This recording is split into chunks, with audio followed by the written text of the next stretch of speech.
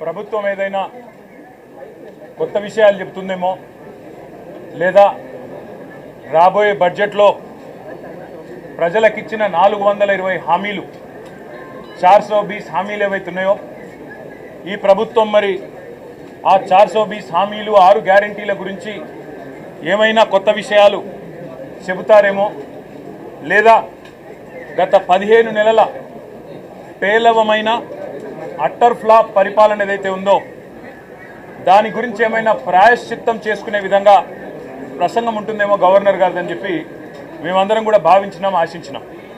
కానీ ఇది గవర్నర్ గారి ప్రసంగం లాగా లేదు.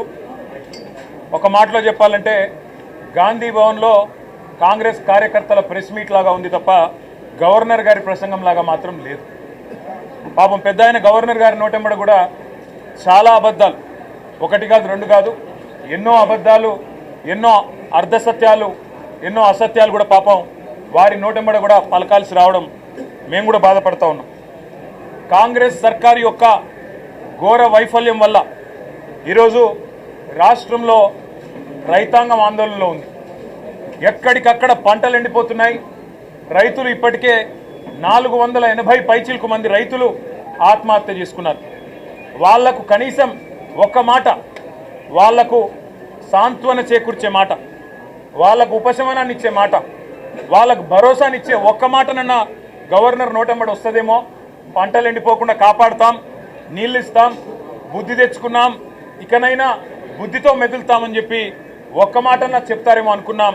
ఒక్క మాట కూడా వారి నోటెంబడ రాలేదు. అసలు ఈరోజు వరకు రాష్ట్రంలోని ఏ గ్రామంలో కూడా 25 నుంచి 30% మించి రుణమాఫీ జరగలేదు. ఇది నిర్వివాదం. ఇది మేము శాసనసభలో పోయిన సమావేశాల్లోనే అడిగినాం. ముఖ్యమంత్రి గారు సొంత ఊరికి పోదామా, సొంత నియోజకవర్గానికి పోదామా, ప్లేసు డేటు టైము మీ ఇష్టం, ఊరు కూడా మీ ఇష్టం.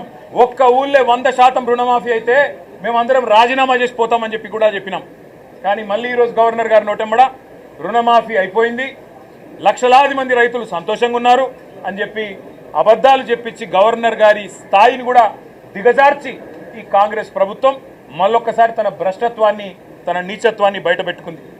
పెట్టుబడి సాయం అందని రైతులు రుణమాఫీ కాక, పెట్టుబడి సాయం జరగక, కేసీఆర్ గారి టైంలో ఉండే రైతు బంధును కూడా కనీసం అమలు చేసే పరిస్థితి లేక ఆగమాగమైపోతుంటే ఇవాళ రైతు బంధు మొత్తం అందింది. అది మాత్రమే కాకుండా రైతు కూలీలకు కూడా సాయం చేస్తున్నామని చెప్పి గవర్నర్ గారి నోటెంబడ ఇవాళ అబద్ధాలు చెప్పించడం అంటే గవర్నర్ గారికి కూడా అవమానం. ఇది వారు కూడా గుర్తించాలని చెప్పి కూడా మేము కోరుతా ఉన్నాం. సాగునీటి సంక్షోభం రోజు రోజుకు తీవ్రమవుతా ఉంది. కేవలం కేసీఆర్ గారి మీద గుడ్డి ద్వేషంతో, మా పార్టీ మీద గుడ్డి కోపంతో అక్కడ మేడిగడ్డను రిపేర్ చేయకుండా 15 నెలలు ఎండబెట్టడం వల్ల ఇవాళ మొత్తం గోదావరి పరివాహక ప్రాంతంలో ఎండిపోతున్న ప్రతి ఎకరా పంటకు బాధ్యత తీసుకోవాల్సింది రేవంత్ రెడ్డి అనే ఈ ముఖ్యమంత్రి. రేవంత్ రెడ్డి అనే చేతగాని ముఖ్యమంత్రి వల్ల ఈరోజు రాష్ట్రంలో లక్షలాది ఎకరాల్లో పంటలు ఎండిపోతుంటే, ఆ పంట ఎండిపోయి అవస్థలు పడుతున్న రైతులు, తమ పొలాన్ని నిప్పు పెట్టుకుంటున్న రైతులు, తమ పొలంలో ఇలా గొర్రెలను మేకలను మేపుతున్న రైతులు వాళ్ళు ఎదురు చూసిండ్రు గవర్నర్ గారి ప్రసంగం నుంచి. ఒక్క మాటన్న వస్తుందేమో, మేము పంటలను ఎండిపోకుండా కాపాడుతాం, మేమున్నాం, ఈ ప్రభుత్వం భరోసా ఇస్తున్నది, మీకు రిపేర్ చేస్తాం మేడిగడ్డను, ఇన్ని రోజులు కేసీఆర్ గారి మీద గుడ్డి కోపంతో తప్పు చేసినాం అని ప్రాయశ్చిత్తం చేసుకుంటారు అనుకున్నాం. ఆ సోయి కూడా ఈ ప్రభుత్వానికి లేదు. కనీసం ఒక్క మాట మాత్రంగా కూడా ఎండుతున్న పంటలు, సాగునీటి సంక్షోభం, 480 మంది రైతుల ఆత్మహత్యలు, వాటి గురించి ఒక్క మాట కూడా మాట్లాడకపోవడం అంటే రేవంత్ రెడ్డి ప్రభుత్వం యొక్క ప్రాధాన్యతలు ఎట్లా ఉన్నాయో దీన్ని బట్టే అర్థం చేసుకోవచ్చు. ఇవాళ భారతదేశంలో బహుశా ఏ రాష్ట్ర సెక్రటేరియట్లో జరగని అత్యంత ఘోరమైన నీచమైన పరిస్థితి మన రాష్ట్ర సెక్రటేరియట్లో జరిగింది. 20% కమిషన్ ఇయ్యందే ఇక్కడ బిల్లులు వస్తలేవని చెప్పి కాంట్రాక్టర్లు ఆర్థిక శాఖ మంత్రి, ఉప ముఖ్యమంత్రి గారి ఛాంబర్ ముంగట ధర్నా చేసే పరిస్థితి రాష్ట్రంలో బహుశా ఎన్నడూ కూడా గతంలో లేదు. మరి భారతదేశంలో కూడా బహుశా ఎక్కడా లేదని నేను అనుకుంటా ఉన్నా. ఇవాళ 20% కమిషన్ తప్ప విజన్ లేని ప్రభుత్వం ఇది. ఈ విజన్ ఉంది, ఆ విజన్ ఉంది, ఏఐ, డేటా సైన్సెస్ అని పెద్ద పెద్ద మాటలు. విజన్ లేదు, మన్ను లేదు, కమిషన్ తప్ప. No vision, only commission, only 20% commission అనే విధంగా ఇవాళ ప్రభుత్వాన్ని నడుపుతూ ఢిల్లీకి మూటలు పంపుతూ ఇక్కడ చిన్న కాంట్రాక్టర్లను, సర్పంచ్లను, చిన్న చిన్న వ్యక్తులను వేధించి చివరికి ఓవర్సీస్ స్కాలర్షిప్లు ఇవ్వకుండా గురుకులాల్లో తిండి పెట్టకుండా ఈరోజు పిల్లల్ని చంపుతున్న అరాచక ప్రభుత్వం రేవంత్ రెడ్డి ప్రభుత్వం, కాంగ్రెస్ ప్రభుత్వం. కనీసం గురుకులాల్లో ఉండే అధ్వాన్నమైన పరిస్థితుల గురించి ఒక్క మాట చెప్తారేమో అనుకున్నాం. దాని గురించి ఒక్క మాట లేదు. చనిపోయిన 83 మంది పిల్లలకు కనీసం ఒక మాట సానుభూతి చెప్పి సంతాపం చెప్తారేమో అనుకున్నాం. ఒక్క మాట కూడా వారి గురించి ప్రస్తావన లేదు. అదే మాదిరిగా ఇంకా విచిత్రం, 10 ఏళ్లలో కేసీఆర్ గారి ప్రభుత్వం ఆనాడు 4,17,000 కోట్ల అప్పు చేస్తే 4,17,000 కోట్ల అప్పు చేస్తే అంటే సంవత్సరానికి 41,000 కోట్ల అప్పు చేస్తే అప్పులు అని గుండె బాదుకున్న కాంగ్రెస్ సన్నాసులు ఇవాళ ఒక్క సంవత్సరంలో 1,62,000 కోట్ల అప్పులు తెచ్చిన విషయం ఒక మాట చెప్తారేమో అనుకున్నాం. సరే, కేసీఆర్ ప్రభుత్వం కొత్తగా ఏర్పడ్డ తెలంగాణకు ఒక బలమైన పునాది వేయాలని బ్రహ్మాండమైన పథకాలు, రైతులకు వ్యవసాయానికి మాత్రమే 10 ఏళ్లలో కేసీఆర్ ప్రభుత్వం ఖర్చు పెట్టింది దాదాపు 4.5 లక్షల కోట్లు. రైతు బంధు రూపంలో 73,000 కోట్లు, రుణమాఫీ రూపంలో 28,000 కోట్లు, ఇరిగేషన్ ప్రాజెక్టుల రూపంలో, అదేవిధంగా వ్యవసాయ పనిముట్ల రూపంలో, మెకనైజేషన్ రూపంలో, డ్రిప్ రూపంలో, సబ్సిడీల రూపంలో, ఉచిత విద్యుత్ రూపంలో మొత్తం 4.5 లక్షల కోట్ల రూపాయలు తెలంగాణలోని 70 లక్షల మంది రైతులకు ఇవ్వడం వల్ల ఇవాళ భారతదేశంలో తెలంగాణ వరిధాన్యం ఉత్పత్తిలో నెంబర్ 1 అయ్యింది. కానీ ఇవాళ గవర్నర్ గారి ప్రసంగంలో ఏం చెప్పుకుంటున్నారు? భారతదేశంలోనట రేవంత్ రెడ్డి ఉద్దారకం వల్ల తెలంగాణ నెంబర్ 1 అయిందట వరిధాన్యం ఉత్పత్తిలో. ఏది సంవత్సరం 14 నెలల్లో నువ్వు పంటలు ఎండబెట్టడం వల్ల, రైతు బంధు ఇవ్వకపోవడం వల్ల, కరెంటు అస్తవ్యస్తం చేయడం వల్ల, రైతుల ఆత్మహత్యల వల్ల వరిధాన్యం ఉత్పత్తి పెరిగిందా? సిగ్గన్నా ఉండాలి మాట్లాడడానికి. ప్రభుత్వానికి కనీసం సోయన్నా ఉండాలి. ఇవాళ లక్షల ఎకరాల్లో పంటలు ఎండిపోతుంటే కనీసం ఓదార్చడానికి ఒక మంత్రి దిక్కులేడు, కనీసం ఒక కాంగ్రెస్ ఎమ్మెల్యే లేడు. ఊళ్ళల్లో పోతే కాంగ్రెస్ ఎమ్మెల్యేల్ని తరిమి కొడుతున్నారు. ఏది రైతు బంధు, ఏది రుణమాఫీ, ఎక్కడ తెచ్చిండ్రు మీరంతా అని చెప్పి ఊళ్ళల్లో ఇవాళ తరిమి కొడుతున్న పరిస్థితులను దాచిపెట్టే ప్రయత్నం గవర్నర్ గారి ప్రసంగం ద్వారా చేసిన మాట. 1,50,000 కోట్లు, 1,62,000 కోట్లు అప్పు చేసి ఒక్కటంటే ఒక్కటి కూడా పథకాన్ని ప్రారంభించని ఒక అసమర్థ ప్రభుత్వం రేవంత్ రెడ్డి ప్రభుత్వం. కేవలం కుంభకోణాలు, 20% కమిషన్లు, 30% ల్యాండ్ డీల్స్. నా మాట కాదు, కాంగ్రెస్ ఎమ్మెల్యేలు చెప్తా ఉన్నారు. 30% కమిషన్ ఇస్తేనే మా మంత్రులు పనిచేస్తారు, 20% కమిషన్ ఇస్తేనే బిల్లులు వస్తాయి అని ఇవాళ స్వయంగా కాంగ్రెస్ ఎమ్మెల్యేల నోటంబడ వస్తున్న మాటలు, కాంట్రాక్టర్లు సెక్రటేరియట్లో ధర్నాలు చేస్తున్న పరిస్థితి. ఈ దుస్థితి గురించి గవర్నర్ గారు ఏమన్నా చెబుతారేమో. అవినీతి రహితంగా ప్రభుత్వాన్ని నడిపే ప్రయత్నం చేస్తాము. ఢిల్లీకి మూటలు పంపే దానిలో బిజీగా ఉన్నా, పదవులు కాపాడుకోవడం కోసం ఢిల్లీకి మూటలు తప్పకపోయినా కనీసం ఇకనైనా సర్దుకుంటాము, సరి చేసుకుంటామని ఒక్క మాట చెప్తారేమో అనుకున్నాం. దాని ప్రస్తావన లేదు. ఒక్క గ్యారంటీ అమలు చేయకుండా, 420 హామీల్లో కనీసం ఒక్క హామీ అమలు చేయకుండా, ఇవాళ ఒక్క కొత్త ప్రాజెక్టుకు ఇటుక కూడా పెట్టకుండా 1,62,000 కోట్ల అప్పు చేసినందుకు గవర్నర్ గారు ఏమైనా మందలిస్తారేమో రేవంత్ రెడ్డి గారిని అనుకుంటే, మరి అక్కడ కూడా గాంధీ భవన్లో ఒక కార్యకర్త చేసే ప్రసంగం లాగా ఇవాళ గవర్నర్ గారి ప్రసంగం సాగింది. ఒక మాటలో చెప్పాలంటే తెలంగాణలో మా పిల్లలకు అర్థమైంది నేను చెప్తే.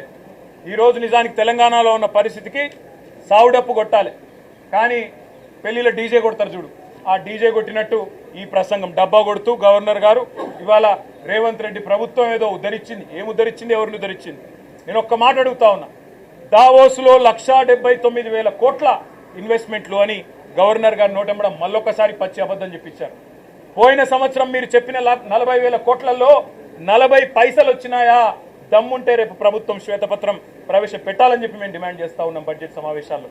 పోయిన సంవత్సరం జనవరి 2024లో మీరు చెప్పిన 40,000 కోట్ల పెట్టుబడులు దావోస్ నుంచి 40 పైసలన్నా వచ్చినాయా? దమ్ముంటే, ముఖ్యమంత్రికి చిత్తశుద్ధి ఉంటే ప్రవేశపెట్టండి శ్వేతపత్రం. మీ అన్నదమ్ములతో మీరు కుదుర్చుకున్న కాంట్రాక్టులు కాదు.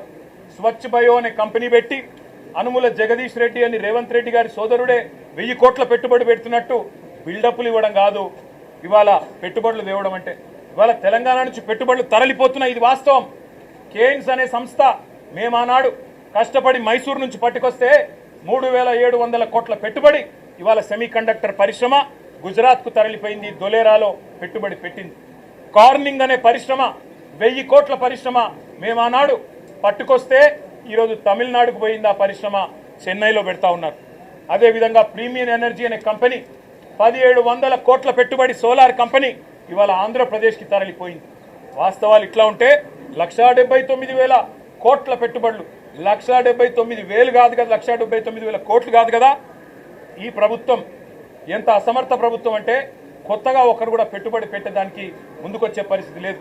వీళ్ళ ఆర్ఆర్ ట్యాక్సులు, వీళ్ళ కమిషన్లు, వీళ్ళ దాడికి తట్టుకోలేక నిర్మాణ రంగం కుదేలైపోయింది. రియల్ ఎస్టేట్ మొత్తం అస్తవ్యస్తం అయిపోయింది. ఇప్పటికే నిర్మాణ రంగం పూర్తి స్థాయిలో పడిపోయిన పరిస్థితి. ఇంకోవైపు ప్రభుత్వమే స్వయంగా చెప్తా ఉంది, ఇప్పటి వరకు తమ ఫిస్కల్ టార్గెట్లు రీచ్ కావడం లేదని బడ్జెట్లో కూడా చెప్తారని అనుకుంటా ఉన్నాం. కాబట్టి పరిస్థితి ఏమో ఇట్లా ఉంటే ప్రతి పదం గవర్నర్ గారితో ఈరోజు చెప్పించింది అబద్ధం, ప్రతి మాట ఈరోజు గవర్నర్ గారి నోటంబడ వచ్చింది అసత్యం, ప్రతి వాక్యం పచ్చి మోసం. మరి మోసం చేసింది ఇవాళ తెలంగాణ ప్రజల్ని మాత్రమే కాదు, గవర్నర్ గారిని కూడా ఈ రాష్ట్ర ప్రభుత్వం మోసం చేసింది, గవర్నర్ గారిని కూడా అవమానించింది. ఇంకొక మాటలో చెప్పాలి అంటే దశ దిశ ఏదీ లేని కేవలం ఒక డబ్బాలో గులకరాలు వేసి ఊపితే ఎట్లా అయితే సౌండ్ వస్తుందో అట్లాంటి అది పరిస్థితి తప్ప ఇంకొక మాట కూడా లేదు. ఇంకా దారుణమైన మాట, బీసీలను కులగణన పేరుతో వంచి అవమానించి, ఈ మాట మేమనలేదు, ఒక కాంగ్రెస్ ఎమ్మెల్సీ గారంటే ఆయనను కూడా సస్పెండ్ చేసి పారేసినారు. మీరు ఎట్లా తగ్గిస్తారయ్యా?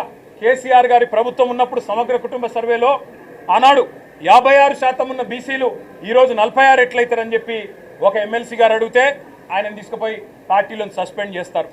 ఇవాళ మేమనడం కాదు కదా, రాష్ట్రంలో ఒక్క బీసీ సంక్షేమ సంఘం మీ లెక్కలు కరెక్ట్ అంటుందా? ఒక్క బీసీ బిడ్డ మీ లెక్కతో ఏకీభవిస్తున్నాడా? అదేవిధంగా మీ ఎమ్మెల్సీలు మీ ఎమ్మెల్యేలైనా కనీసం వాళ్ళైనా ఏకీభవించే పరిస్థితుందా? ఇవాళ కులగణన పేరుతో బీసీలను వంచి వాళ్ళను కూడా మోసం చేసి వాళ్ళ సంఖ్య కూడా తగ్గించి వాళ్ళను ఉద్ధరించినట్టు సోషల్ జస్టిస్ అని ఇవాళ గవర్నర్ గారి నోటెంబడ అబద్ధాలు చెప్పడం అంటే నిజంగా కూడా సిగ్గుచేటు. అదేవిధంగా కాంగ్రెస్ తల్లిని తీసుకొచ్చి రుద్ది, కాంగ్రెస్ తల్లిని సెక్రటేరియట్లో పెట్టి, రాహుల్ గాంధీ తండ్రిని సెక్రటేరియట్ ముందు పెట్టి అదేదో గొప్ప పని చేసినట్టు, తెలంగాణకు వాళ్ళేదో ఉద్ధరించినట్టు సిగ్గు లేకుండా మాట్లాడుతున్న ఈ ప్రభుత్వానికి మేము చెప్పేది ఒకటే, కాంగ్రెస్ తల్లిని రాహుల్ గాంధీ తండ్రిని మంచిగా భద్రంగా ప్యాక్ చేసి గాంధీ భవన్ పంపిస్తాం 3 ఏళ్ల తర్వాత, తప్పకుండా ఎక్కడ పెట్టుకోవాలో అక్కడ పెట్టుకోండి అని చెప్పి కూడా తెలియజేస్తూ, గవర్నర్ గారి ప్రసంగం ఈరోజు పూర్తి స్థాయిలో ప్రజలను వంచడమే కాకుండా, ప్రజలను మోసం చేయడమే కాకుండా గవర్నర్ గారి ప్రతిష్టను కూడా తగ్గించిందనే మాట కూడా నేను మీకు తెలియజేస్తాను.